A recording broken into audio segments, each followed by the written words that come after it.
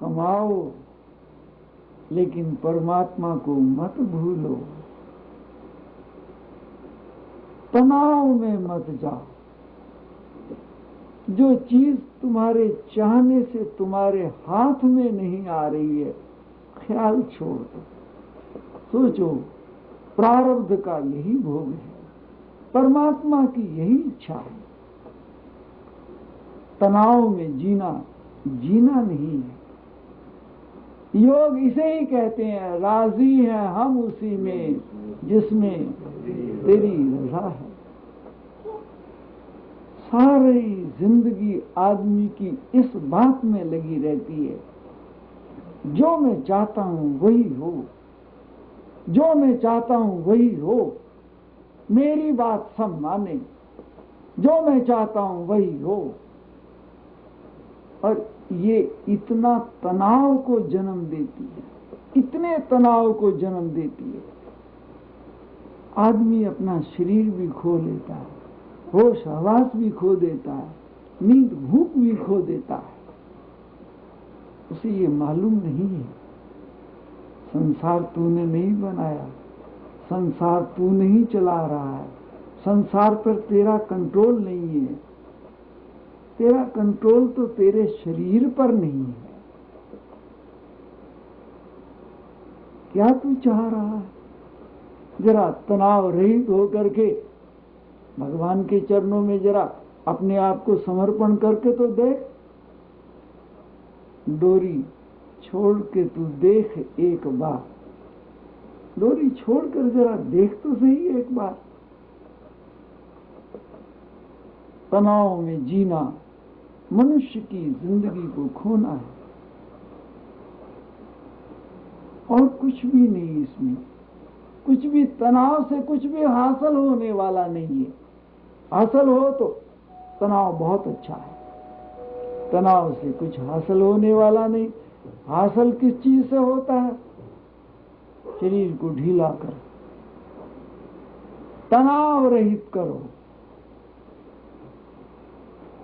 जाई विधि राखे राम, ताई विधि रही। भाग्य पर भरोसा करो। किसी देवी देवता ने तुम्हारी प्रार्थना स्वीकार की और तुम्हें मन चाहा वरदान दे भी दिया और पा भी लिया। एक छोटी सी बात कहकर हम अपनी कथा समाप्त करते हैं। एक पुजारी, भगवान का बड़ा उपासना करने वाला बड़ा भक्त, मंदिर की पूजा करता था। बेटी का विवाह करना था। घर में इतना ही कुछ आता था जिससे जीवन यापन हो जाए सबका। पत्नी हमेशा कहती, कुछ करो, बेटी का विवाह करना है। तुमने उसका पक्का कर दिया है, वो बार बार कहते हैं कोई तारीख निश्चय करो।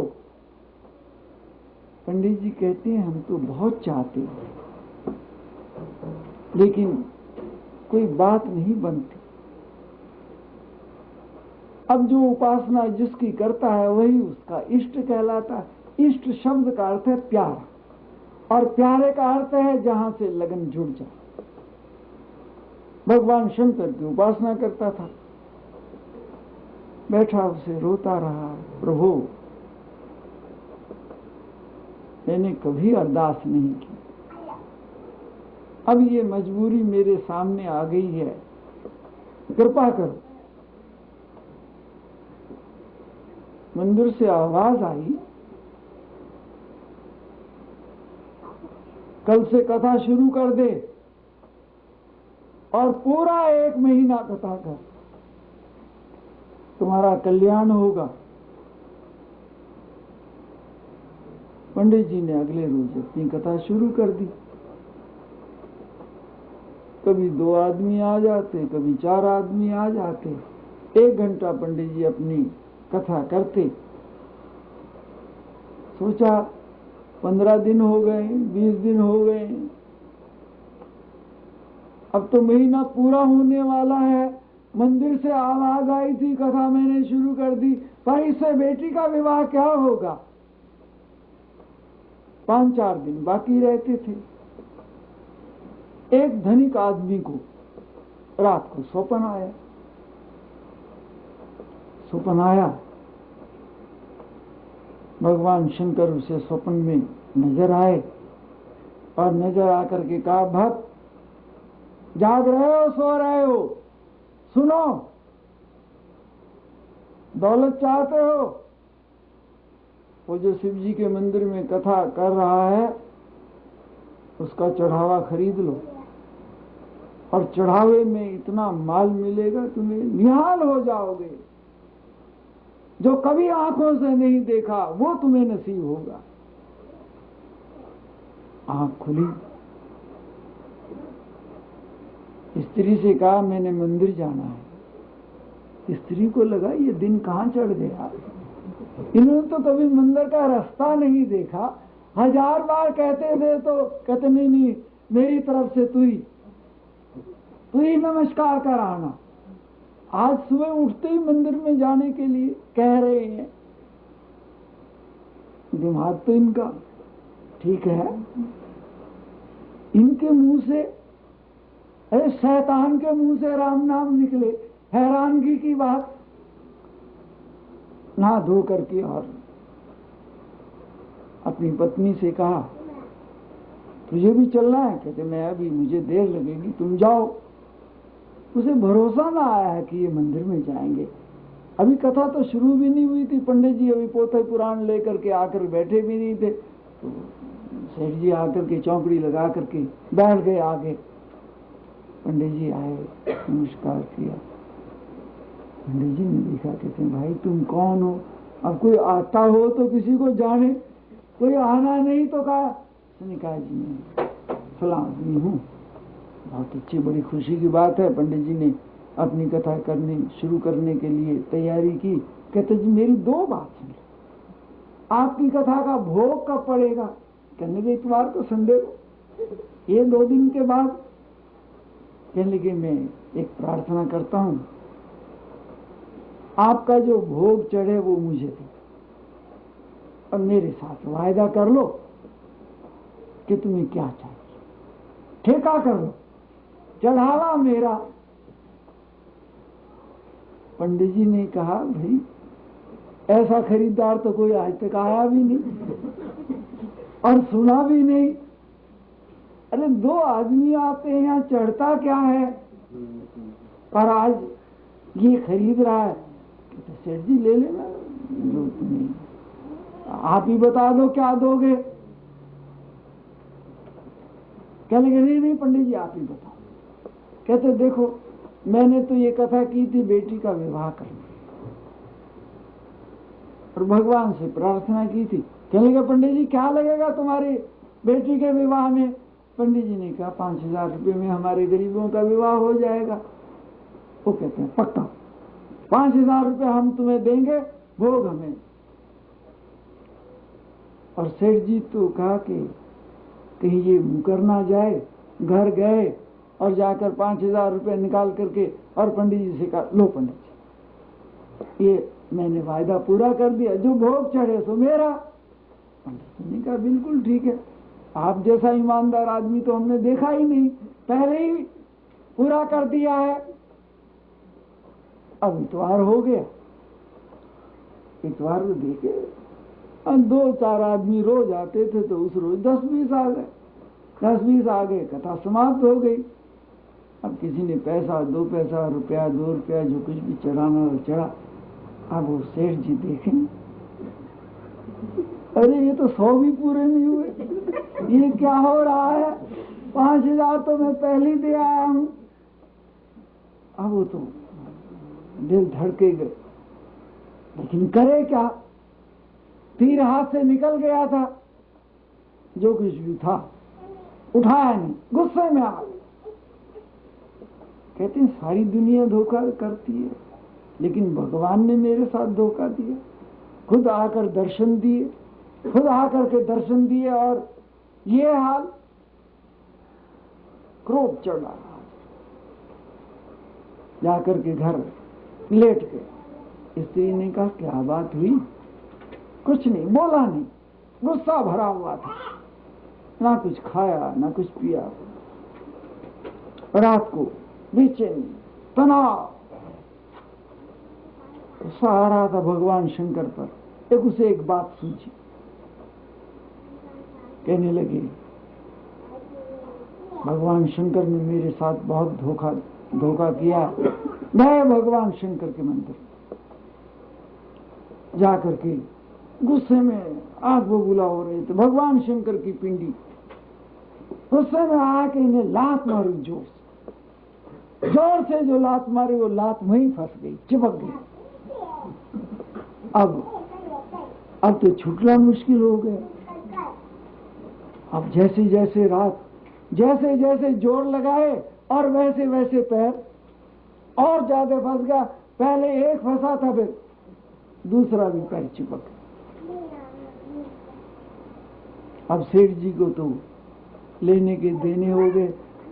सारा दिन तो भगवान शंकर को गाली निकालते निकालते व्यतीत हुआ और गुस्से में आकर के पैर से लात मारी जोर से।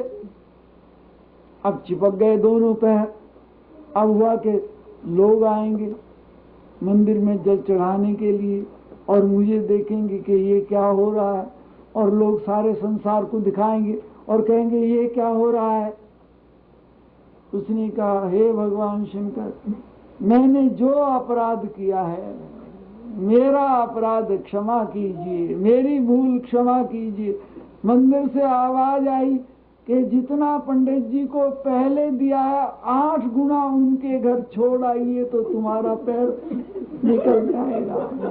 ध्यान रहे, जितना तूने दिया 8 गुना और दिया और प्रतिज्ञा कर, और अगर तूने भूल की तो घर जाएगा तो जाते ही तेरे पैर घर में चिपक जाएंगे, और जो तुझे हाथ लगाएगा वो तेरे साथ चिपक जाएगा। ये ऐसी इलेक्ट्रॉनिक मशीन तेरे भीतर फिट की जाएगी। उसने कहा महाराज कृपा करो, क्षमा करो। भगवान शंकर की पिंडी से पैर छूट गए, घर में से पैसे निकाले। स्त्री कहती क्या हो रहा है? कहते कुछ ना, बताने का टाइम नहीं है। कहते कहाँ ले जा रहे हो, क्या बात है, कौन सा सौदा कर लिया है? कहते बात मत करो। 8 गुना हिसाब किताब। कहते कोई पैसा कम ना रह जाए, अगर 1 पैसा भी कम रह गया कहीं वही हाल ना हो जाए। सारा हिसाब किताब छोड़ करके पंडित जी को आवाज दी, दस्तक दी। अभी तो पंडित जी ने कौन नाम लिया, मैं हूं पंडित जी महाराज। पंडित जी तो कांपने लगे कि चढ़ावा कुछ आया नहीं था और गुस्से में आकर के ये छोड़ गया था। अब रात को आया होगा और हमने तो खर्च भी कर दिया, बेटी के विवाह की तैयारियां भी कर दी, तो पैसा तो आते ही फटाफट हिसाब किताब बन जाता। अब ये वापस मांगेगा, लड़ाई झगड़ा करेगा, क्या करें। भगवान शंकर से प्रार्थना की कि हे भगवान, ये सारा काम तो ठीक ठाक कर दिया था और इस भूत को पीछे से कहां भेज दिया, और मैं तो हूं भी अकेला, ये पता नहीं 2-4 साथियों को ले आया होगा। अंदर से आवाज आई, सेठ जी क्या बात है? कहता दरवाजा तो खोलो, दरवाजा तो खोलो। अब वो दरवाजा इसलिए नहीं खोल रहे हैं कि पता नहीं कौन कौन साथ में है इसके, और आते ही पैसा मांगेगा। और सेठ जी दरवाजा इसलिए पीट रहे हैं कि सूरज निकलते ही लोगों ने देखा तो लोग क्या क्या सवाल करेंगे। भगवान शंकर ने पंडित जी के हृदय में आवाज दी कि दरवाजा तो खोलो। दरवाजा खुला। सेठ जी कहने लगे लो महाराज आइए, कुछ थोड़ा सा और ले लो बेटी के विवाह के लिए। पंडित जी ने कहा बात तो बताओ। कहते बात मत पूछो, बात बताने का टाइम नहीं है, बात मत पूछो। कहते सेठ जी वो तो आपने दे दिया था और आप तो वो चढ़ावा। कहते बात ना करो। पैसे दे करके हाथ जोड़ करके वापस लौट गए। ये जिंदगी का एक तमाशा एक ऐसा है। कहते हैं किसी लोभी आदमी से भगवान ने पूछा, अरे मरकर कहाँ जाना चाहता है? कहते जहाँ मुनाफा हो।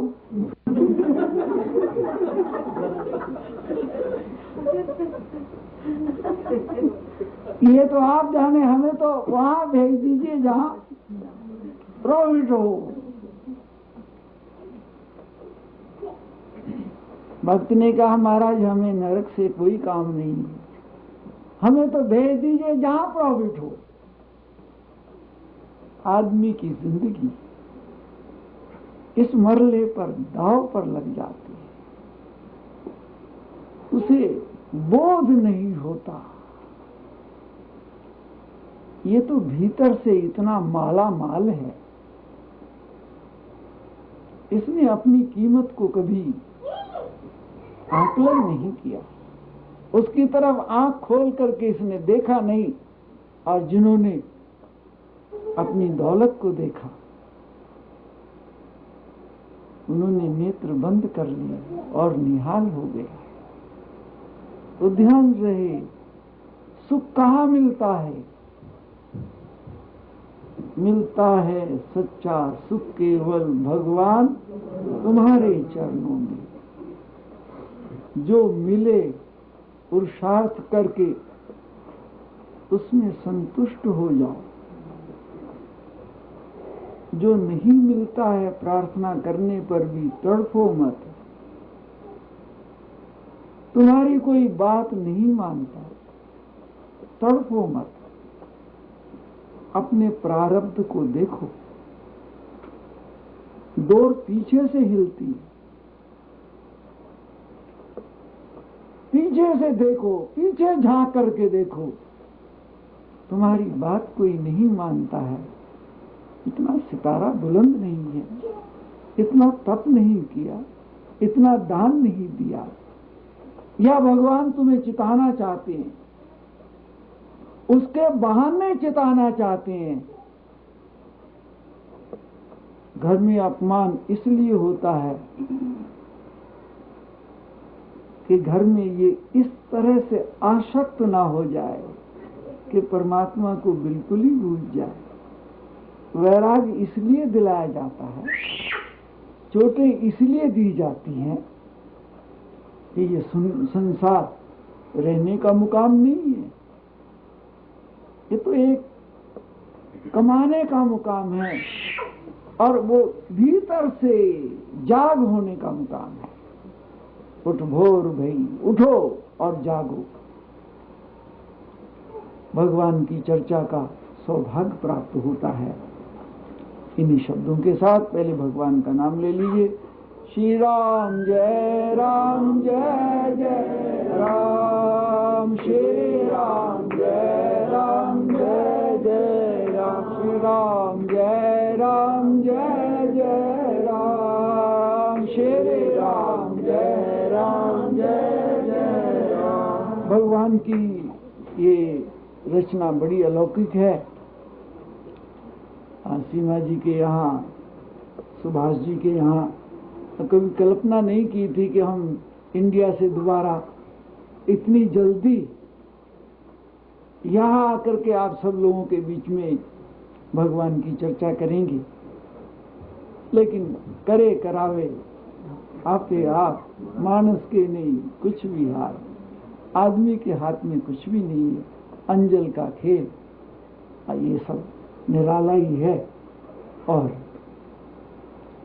हम तो यही प्रार्थना करेंगे हर परिवार के लिए कि इस कंट्री में आप सब लोग बैठे हैं, कमाओ, दौड़ भी लगाओ, लेकिन सबसे पहले उठते ही भगवान के चरणों में ध्यान दो। जब सोने लगो फिर भगवान के चरणों में ध्यान दो। बस जीवन इसी बात में है। बोलिए सच्चिदानंद भगवान की जय।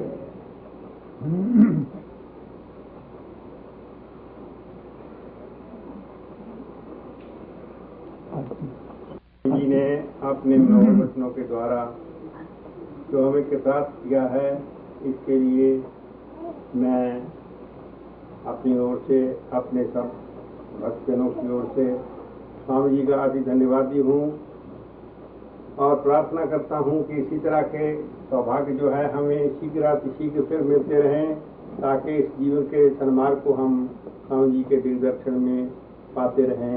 मुझे तुलसीदास जी की याद आ गई रचना, जाने ही जब ही जीव जग जागा, जब जब विषय विलास विरागा, कोई विवेक मोह भ्रम भागा, तब रघुनाथ चरण अनुरागा।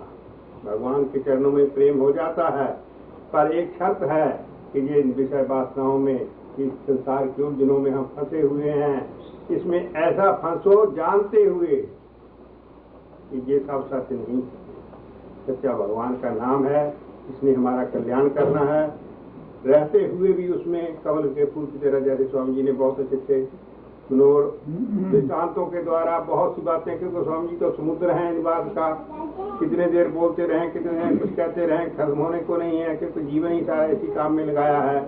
तो हमारा सौभाग्य है जो हमें ऐसी सुंदर सुंदर दृष्टांतों के द्वारा जीवन के सन्मार्ग को दिखाया है। मुझे आशा है कि इसी तरह आने वाले समय में भी स्वामी जी इसी तरह ही यहाँ बैनकों निवासियों को कृतार्थ करते रहेंगे। भगवान से प्रार्थना है स्वामी जी की दीर्घायु के लिए, और इसी तरह इनका आना जाना इसी तरह जहाँ हमारे सौभाग्य को के लिए आता रहे, बढ़ता रहे, यही मेरी भगवान से प्रार्थना है। हरि ओम, शांति। अब आरती होगी, आरती के बाद ले आओ।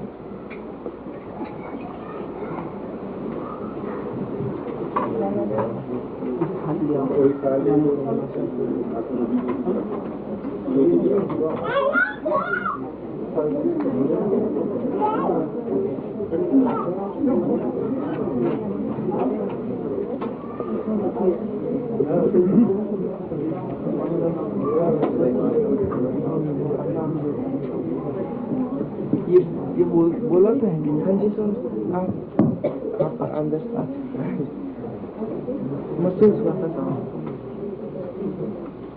कहाँ इसका वो हॉर्न का रखी है, समझे।